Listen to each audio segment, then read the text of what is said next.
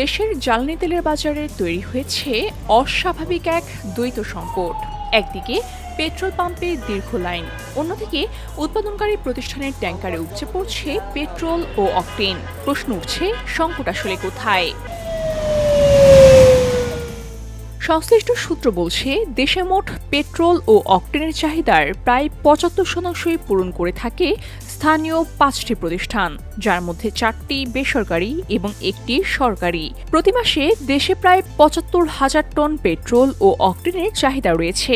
এর মধ্যে ৪০ থেকে ৪৫% সরবরাহ করে বেসরকারি প্রতিষ্ঠান সুপার পেট্রোকেমিক্যাল পিএলসি, যা দেশের সবচেয়ে বড় সরবরাহকারী। তবে অভিযোগ উঠেছে, বাংলাদেশ পেট্রোলিয়াম কর্পোরেশন বিপিসি এক চিঠির মাধ্যমে প্রতিষ্ঠানটি থেকে তেল গ্রহণের জন্য অস্বীকৃতি জানিয়েছে। এর ফলে সুপার পেট্রোকেমিক্যালের ট্যাঙ্কারগুলো এখন উপচে পড়ার মতো অবস্থায় রয়েছে এবং উৎপাদন কার্যক্রম হুমকির মুখে। এদিকে দেশের বিভিন্ন জ্বালানি পাম্পে ১ থেকে ২ কিলোমিটার পর্যন্ত দীর্ঘ লাইন তৈরি হওয়ায় চরম ভোগান্তিতে পড়ছেন সাধারণ মানুষ। পরিস্থিতি নিয়ে প্রধানমন্ত্রী তারেক রহমান একাধিক বৈঠক করেছেন এবং দ্রুত সমাধানের জন্য নির্দেশনা দিয়েছেন। একসঙ্গে জ্বালানি খাতে কোনো অব্যবস্থাপনা রয়েছে কিনা তা খতিয়ে দেখারও নির্দেশ দেওয়া হয়েছে।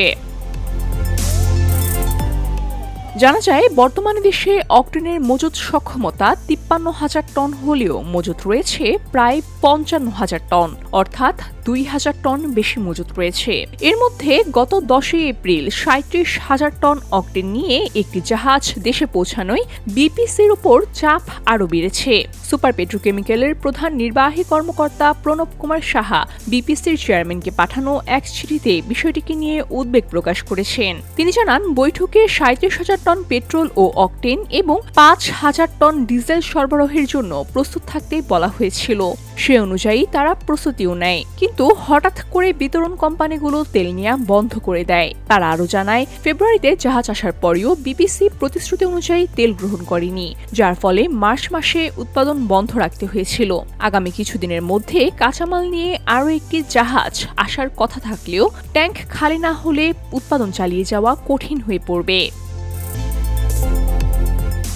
অন্যদিকে মেঘনা পেট্রোলিয়ামের ব্যবস্থাপনা পরিচালক শাহিরুল হাসান জানান, অকটেন সংরক্ষণের আর কোনো জায়গা নেই। এই কারণে বেসরকারি প্রতিষ্ঠানগুলো থেকে সীমিত পরিমাণে তেল নেওয়া হচ্ছে।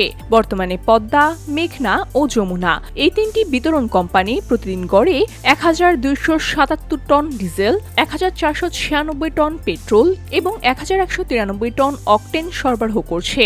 উল্লেখ্য, ২৮ ফেব্রুয়ারি মধ্যপ্রাচ্যে যুদ্ধ শুরু হওয়ার পর ৮ই মার্চ থেকে সরকার তেল সরবরাহের জন্য রেশনিং চালু করে। পরে ঈদের আগে সেই রেশনিং পদ্ধতি তুলে নেওয়া হলেও সরবরাহ সীমিত রাখার জন্য নির্দেশনা বহাল থাকে। এদিকে সরকারি কর্মকর্তারা মনে করছেন, সরবরাহ সীমিত থাকায় বাজারে আতঙ্ক ও মজুতদারির প্রবণতা বেড়েছে। এর ফলে পাম্পগুলোতে দীর্ঘ লাইন দেখা যাচ্ছে। তবে দেশীয় উৎপাদন থাকা সত্ত্বেও তা গ্রহণ না করার বিষয়টি নিয়ে বিপিসির ভূমিকা প্রশ্নের মুখে পড়েছে। প্রশ্ন উঠছে, এই সংকটের প্রকৃত কারণ কি? অব্যবস্থাপনা নাকি পরিকল্পনার ঘাটতি? VOD Bangla news desk. দিক থেকে